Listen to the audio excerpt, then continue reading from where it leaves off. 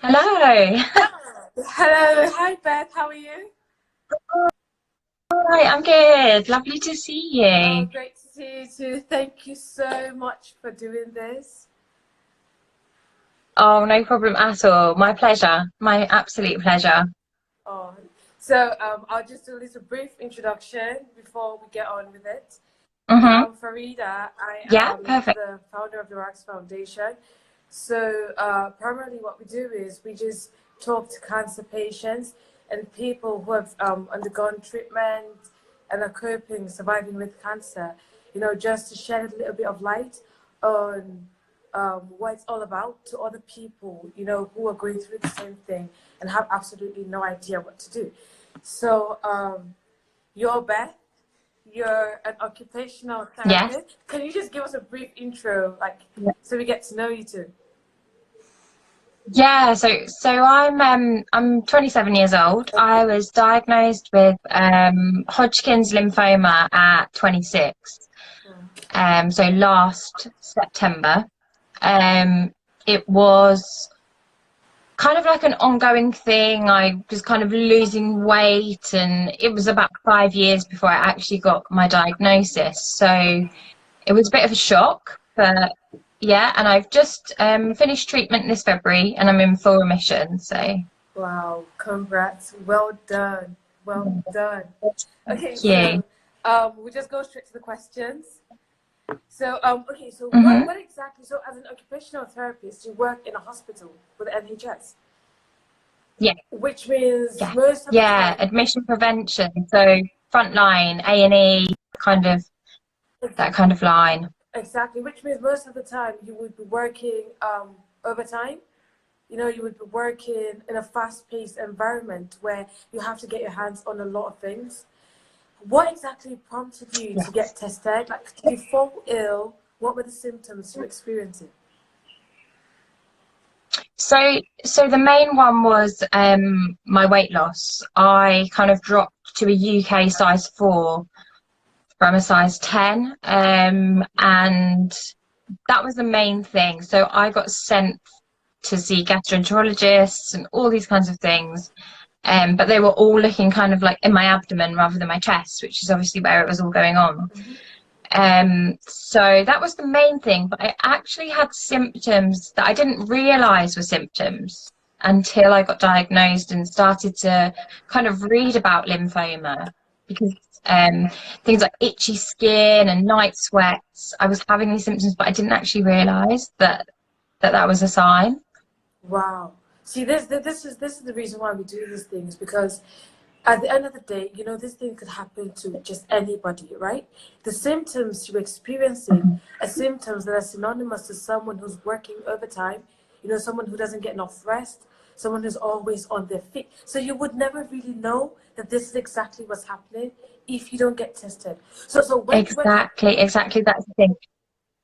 It's so easy to kind of brush it off as, I'm working in the NHS, I'm working 12-hour shifts, I'm always on my feet, I often don't get a lunch break, I often don't have my dinner till 9 o'clock at night. Like, so obviously I'm gonna feel tired and I'm gonna feel run down, do you know? And it was very easy to kind of find excuses and kind of rationale for the symptoms. And I think that's the thing with something like lymphoma, Mhm.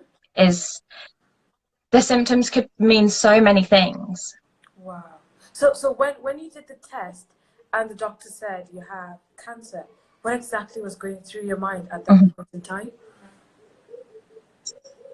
So initially, I think because it had been so long and I'd been back and forth to the GP, trying to get answers, I think the initial feeling was relief, that kind of somebody was validating it and that it wasn't all in my head.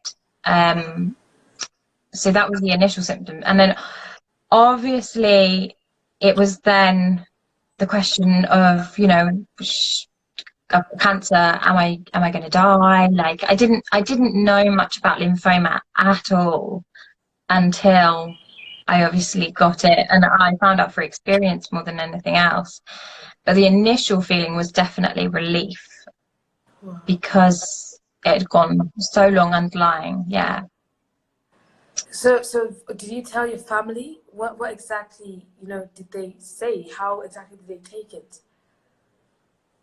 Yeah, so when the hospital called me, so they called me and asked me to go in for further tests, and they kind of made it clear that I needed to take somebody with me. So Mhm. my mum came with me, Oh, and obviously we knew it wasn't going to be good news, but we didn't know that it was going to be cancer.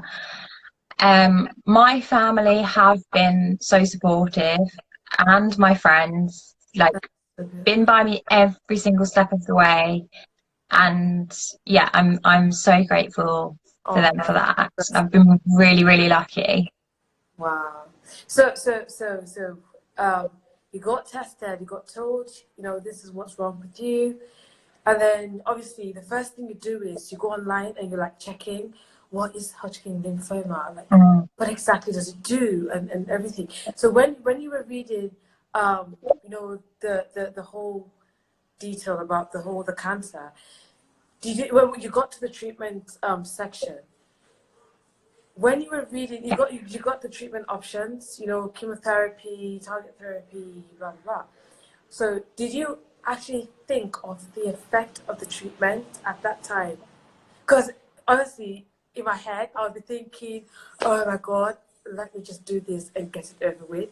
Do you know? So did you anticipate Yeah. the effects of the treatment at that point? So I didn't seem to do anything kind of by the book as such throughout my treatment. So within a couple of days of me getting my diagnosis, I was admitted to hospital because my heart was compromised, because obviously my lymphatic system wasn't working, and I had fluid around my heart, so that was being compromised. So I was admitted, and I didn't really have time to Google. I was given a lot of information and a lot of leaflets. Um, I had my heart drained, and then that reoccurred, and I ended up back in hospital. And I didn't really research treatment. I was just kind of told, like, this is the treatment we want to give you. And so I had accelerated BCAP which is normally like a PEDS treatment. But they've started to do it more in young adults because it has a really good response. Wow. So I wasn't really given the option, and to be honest, I was in denial and I didn't want to read about cancer. Do you know, Yeah. I was kind of in a hospital bed, and the last thing I wanted to do was sit and read about cancer. So I kind of went into it really blind. Wow. Wow. So how did you go Yeah. through the treatment phase? Because I know, like, you know, that phase for most people is like the most difficult part.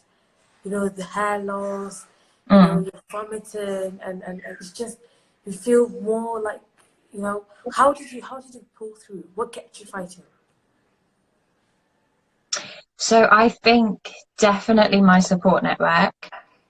Um, and I think there's almost like an instinct inside of you that kind of kicks in, and you know that you've got to do this. Mm-hmm. Um, so I had a lot of my chemotherapies as an inpatient, and it was kind of like, so you're an inpatient, you've been treated for kind of like sepsis or whatever the side effect was. And you know, we're going to give you your treatment and then you can be discharged. So a lot of the time that was kind of like the carrot, you know, being dangled in front of me, was that I could then go home.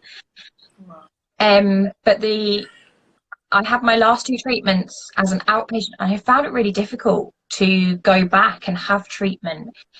It's almost like, you know, if you touch an iron and you get burnt, you're not going to touch it again. Mm-hmm. You know, you're going back and know that this treatment's going to make you feel rubbish, and you've just started to feel better.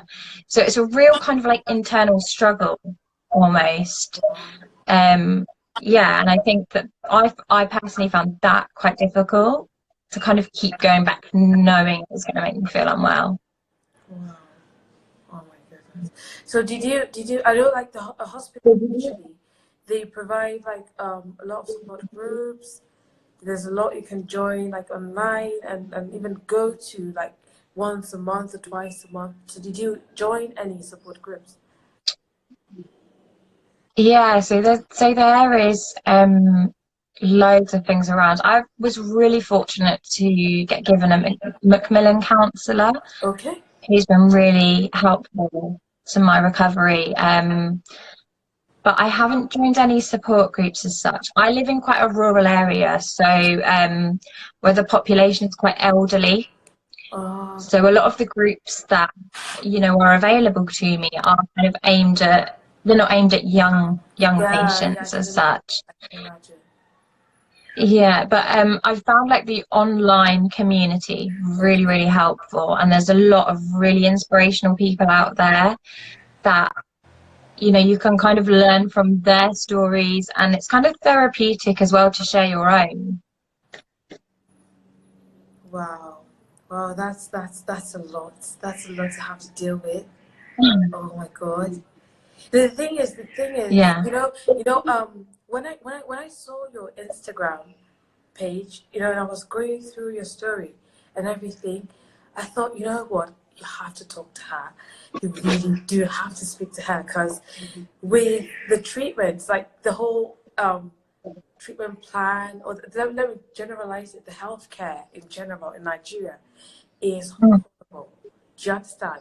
I'm saying this Yeah. from a point of view because I've had experience working in the UK. I've had experience with the NHS in the UK, Yeah. and I've come down to Nigeria and had like a 1 year experience in the tertiary healthcare system. And I'm telling you, if someone goes into a hospital today in Nigeria with cancer, it's either you don't have money or they don't have enough treatment facilities to take care of you. So either way, if you're not getting help abroad, you end up dying. It's just what it is. I had the Yeah. opportunity to talk to this girl who had just a tiny growth on her face. All they had to do was Hmm. take out a sample, test it, know what it was, and then, take it into surgery and stuff. They kept chopping off this girl's face till she became deformed without any chemotherapeutic treatment. No drug was given to her. This girl was like this from January 2015 until December 2015 when she finally Oh got my hold of it. gosh. She called me. She couldn't even speak because at that point, the cancer had already gone through her body. So her tongue had the rashes. So she already had impaired speech. Yeah. So she couldn't talk. I had to speak to her sister. I had to get in contact with a lot of doctors in Chester. I spoke to the head of the consultant gastroenterologist there. I spoke to a lot of doctors in India, like abroad, to see what treatment option they could give her at that short period of time. Even though she didn't make it, Mm. at that point, I thought, you know what, this is something that we have to handle in Nigeria. Talking to people like you now is giving a lot of people insight on what needs to be done. We can't just keep sitting there and just Yeah. hoping without doing any work at all. You see how you were diagnosed and immediately, you were called in and treatment was given to you, a lot of support, a lot of Yeah. help. This is something that we really need to look into in Nigeria. So most times, if they don't really Yeah. And see we're people, we're so fortunate to have the NHS. Like we are so lucky, and I think it's something that we take for granted a lot of the time. A lot of the time, definitely. it's great. It's just Hearing that story, it's just heartbreaking. it is heartbreaking, and she was very young. She had just gotten married. She had a baby, 13 months. So it was like, why do they keep doing this? If they don't see people who come out to talk about these things, they really don't give it. They don't care. They don't want to do anything about it, which is Mm. really heartbreaking. It's like Yeah, I yeah. I have to do this. I have to talk to you so you give people hope. You know. So as a survivor now, you've survived this. Hmm. You found a lot of ways to cope with it. How is it like? How are you living your life differently? In this present COVID-19 situation. So, because I had blood cancer, I'm obviously still very vulnerable Yeah. to infections because I had basically cancer of the immune system. So, Mhm. my immune system's going to take a long time to recover. So I'm sheltering, and that has definitely affected my recovery, in the fact that, you know, my activity levels are kind of restricted and, you know, things like this. But it's things that you can kind of work around. You know, I'm in a rural area, I can go for a walk around a field. I don't need to go to a city centre where there's lots of people. You know, it's all about taking like moderate risks, isn't it? It's weighing up the risk. And yeah, so it has definitely affected my recovery, but in a way also I'm grateful for the time, because it's given me time for, you know, my hair to start to grow back, my eyebrows to start to grow back, like it's allowed me time to kind of mentally start to process things, and it's made everyone kind of stop and think. It's given everybody that time to just stop, because modern life is hectic, isn't it? You know. Yeah, yeah. Oh, but not being able to like see. Do you live at home with your parents? Yeah, so I moved back in with my mum when I became ill, when I got diagnosed. So I'm lucky that my mum's here and my brother's here, so I've got company. I'm not kind of completely shut off from people. Obviously my support network has shrunk somewhat, because obviously I can't go out and see my friends, and you know, things like that, and just being like a normal person, even just going and walking around the supermarket, like, you know, I think all these things you realize that you definitely take for granted. Definitely. In a way, I feel like the COVID, this period is like, it's you get to rediscover yourself. You know, you get to heal. Mm-hmm. You get to Yeah. understand yourself better. You get to understand your body, the healing process. It might take a while. It might seem really long, because even just sitting at home, not being able to do anything, already seems really, really exhausting. You know, but being able to just reflect, you know, and just go through a lot of things by yourself would really help you. Yeah, and that's exactly it. Like, I was treated at the hospital that I work at, so I felt like I kind of had to put on a front almost, and I couldn't let my guard down. So for the first 6 months I was in hospital, I didn't feel like I let anything out. So this has allowed me that time to, like you say, reflect and start to process those emotions that I repressed before. Wow. So do you engage in any like physical, apart from walking, and you know, I know you cannot really do so much now, but do you still like try to do any physical activities and all that? Yeah. So in the UK we're quite fortunate. There's charities that run. There's a charity called Move that runs like an 8-week exercise program for young adults recovering from cancer. So I've kind of signed up to that, and I am currently doing kind of like a sponsored, it's you do 30 miles over 30 days for the Anthony Nolan Trust, which is a blood cancer charity. Okay. So yeah, I'm kind of getting out, and my activity levels is kind of slowly building. So although it's limited, Yeah, of it's still course. doable, you know? Of course. You know, being, you Yeah. know, Hodgkin lymphoma, like you said initially, affects your immune system. So you have to give that time as well, you know, to heal your circulatory system. Everything has to, you know, get better synonymously, you know, to avoid any other um, secondary illnesses or anything. That's beautiful. That's very good. That's really, really good. So if you had the opportunity today, you know, to meet someone who has cancer, what exactly would you say to them? What exactly would you tell them, you know, to just give them hope or something? Yeah, so I think, gosh, it's a big question, because there's so many things that you'd want to say to somebody. But I think the main thing is that be kind to yourself, show yourself some compassion, kind of the way I've started to look at it, and I'm learning to kind of look at myself, is if I wouldn't say it to my patient, then I won't say it to myself.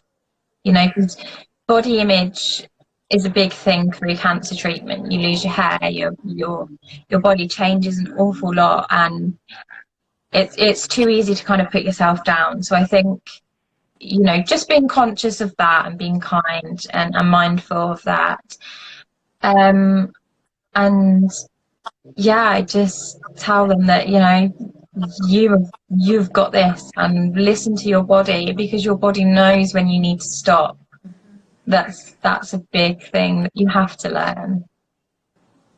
Yeah, because there's a lot of people that when they go through like the side effects and everything, and they start reading these things, you know, the fear, the anxiety, they just feel like they don't want to do it anymore. Like, you know, wow, that is really great. That is, Yeah, yeah. And I think, you know, going through cancer, you go to dark places in your mind that you never thought you'd go to, but you somehow you find kind of the strength, the inner strength, and you know, things do get better. And I know I found that before, when I was in those dark places, a really frustrating thing to hear, because I didn't care if things were going to get better, because at that time they were horrible, you know.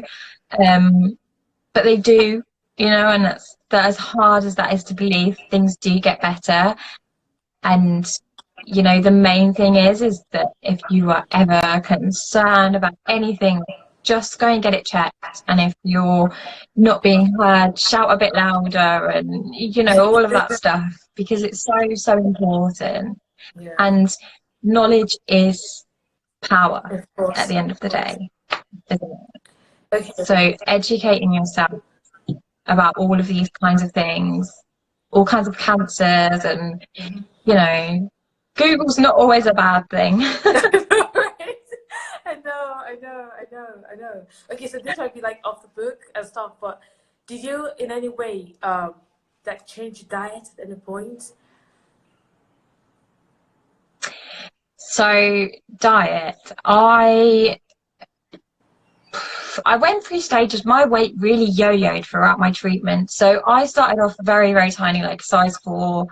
I could eat whatever I wanted and not exercise and not have to worry about it. But obviously it was because I had cancer. Like, I didn't realise. I just took full advantage and ate Dominoes all the time. But obviously I was then not allowed out of bed for 2 Yeah. months. So my mobility kind of plummeted with that. You know, my best friend would help me shower, and you know, she's seen bits of me that I never thought she would. But you go on high doses of steroids as well, which, you know, when you're on steroids, if you want something, like, you eat it. You don't worry about it. If you need something. I was seen by the dietitians though, and they advised a high protein diet. Okay. So you know, lots of yogurt, lots of milk, meats, and all kinds of things like that. But yeah, high protein was the thing that I was advised to eat, definitely. But yeah, steroids just kind of take over.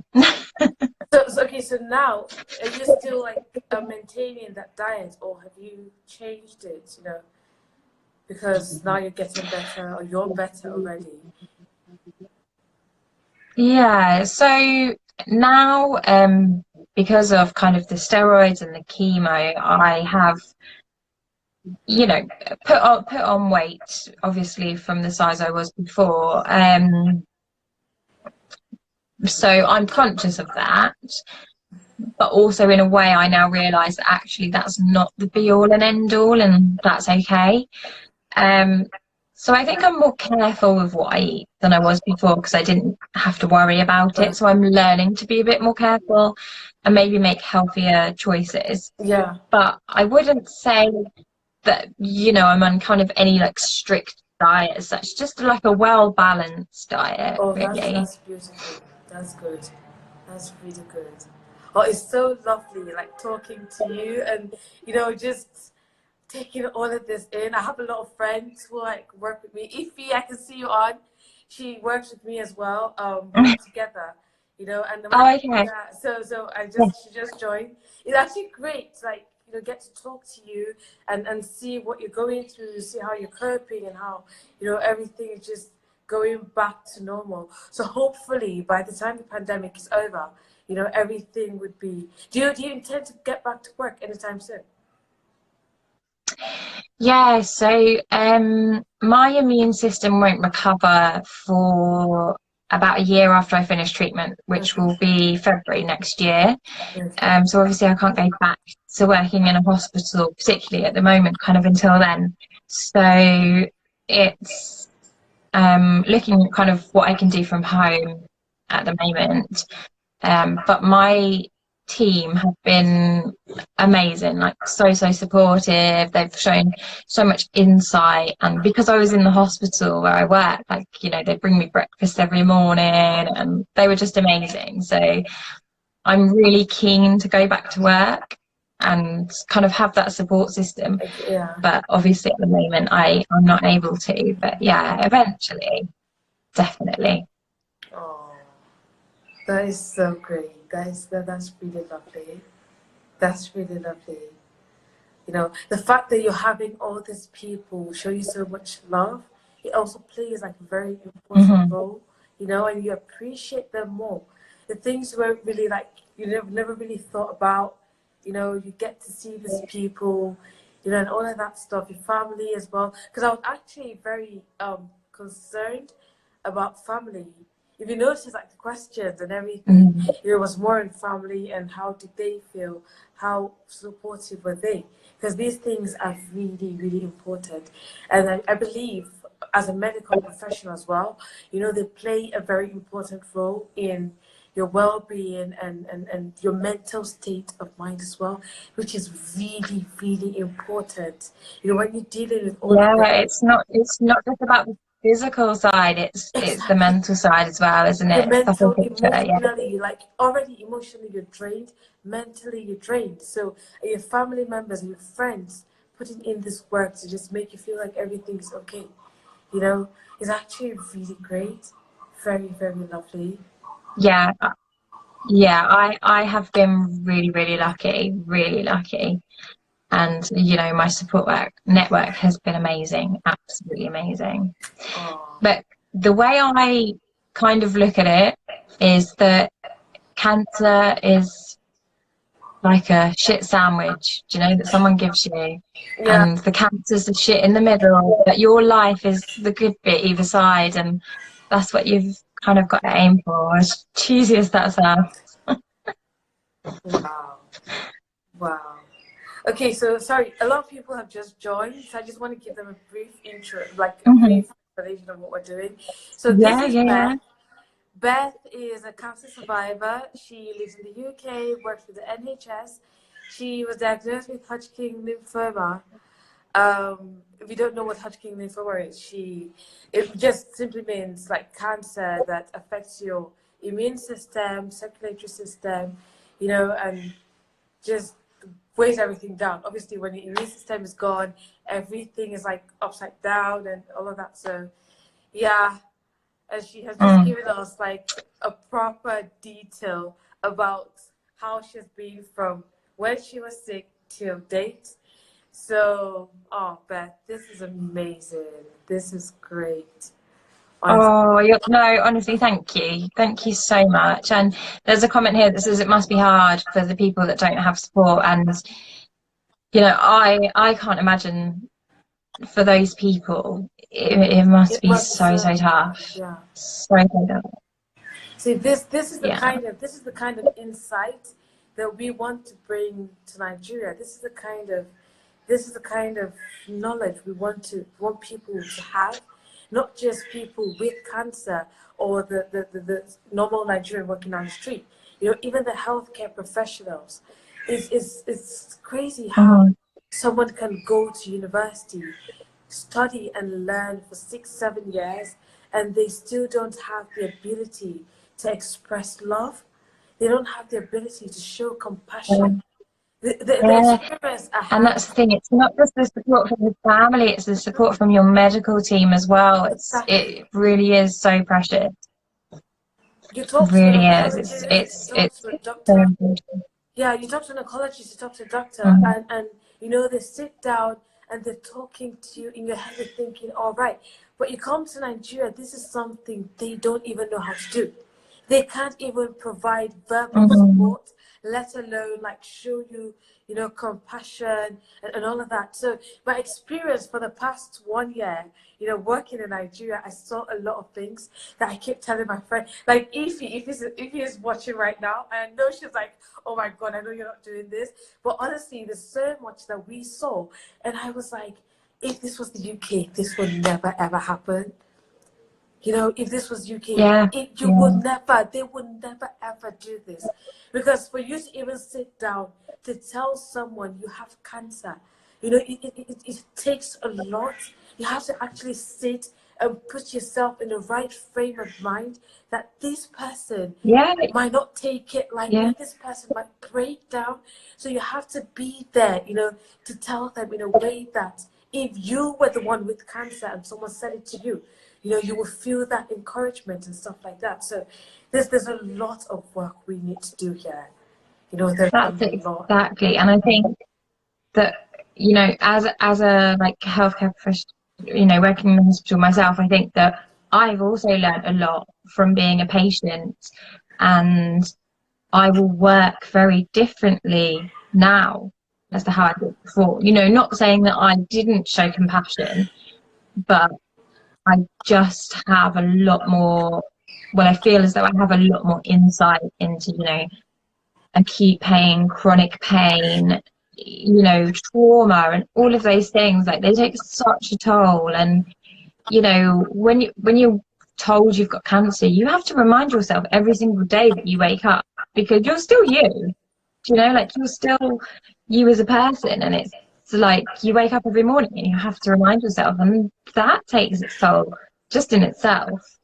It is a lot. It's a lot. Yeah, Wow. yeah.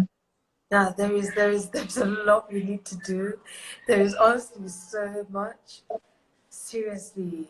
But it sounds like you're doing an absolutely amazing job at raising awareness, and you know, I think things need to be shouted about now more than ever with Ever. what's going on, because even in the UK, you know, there's cancer referrals have dropped by something like more than 60%, you know, and that's in the UK where we've got the, you know, The amenities that we need. Like, exactly. yeah, so yeah, definitely worth shouting about now.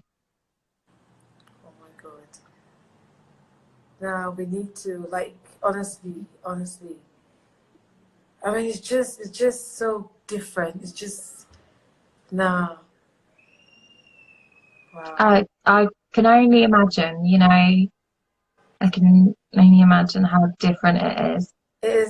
Like I'm sitting down here and I'm thinking like, oh my goodness, like I'm just so speechless because the thing I'm telling you, like Yeah, when you see these things, you're sitting there and you're like, so what if someone who doesn't even, because you know how the NHS you can just go in, they pull up a file and you know you go and you see your mhm, GP, it's your doctor, they tell you immediately you go on treatment. In Nigeria, it's not like that.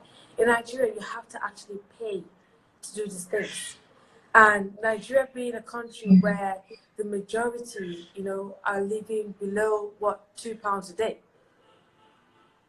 So you can imagine Yeah, how it's it's near on impossible, isn't it? do you get what I mean? Like cancer research in the UK is worth billions of pounds, and then you come to Nigeria where these people Mm, have to fund themselves. So imagine someone who barely has enough to feed, you know, sitting down and thinking, "Oh my God, I've got cancer, or my kid has got cancer. Where do I raise the money? How do I get the money? If we don't have money, this person dies."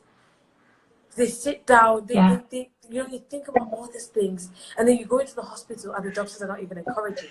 The doctors are not even telling you things that will make you sit down and feel like, oh yeah, I have a second Yeah, and they're life. not even giving you the kind of, you know, reassurance that you need. Yeah, That, there's yeah, financial it's, problems, you know, inability to show love, compassion. They treat you and they just leave you there. There's no support groups.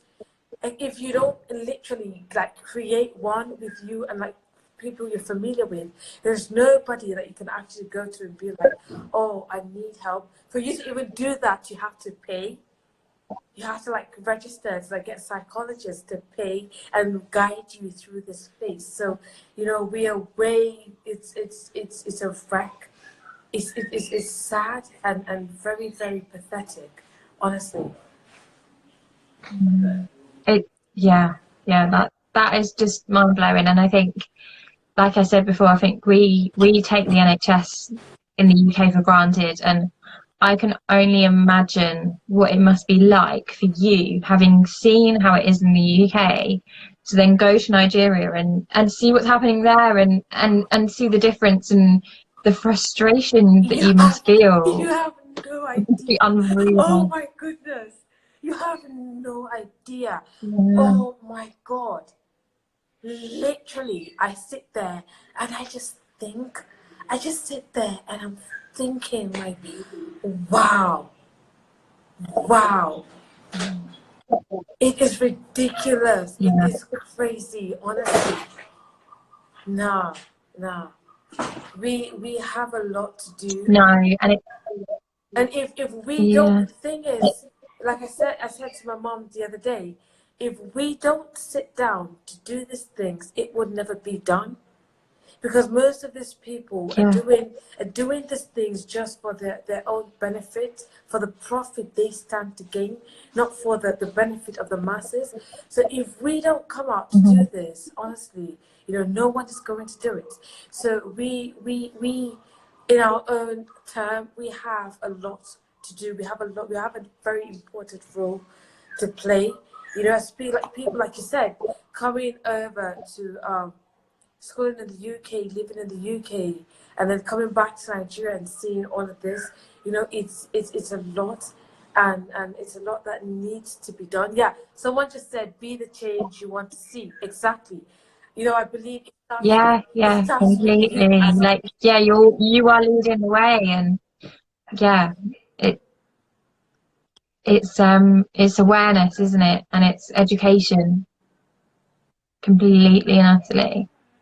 And it's being able to have those, like you say, the available funds. Which how do you solve that? do you understand? That's a real issue, isn't it? There are people that leave. Most of them barely they leave on less than £2 a day.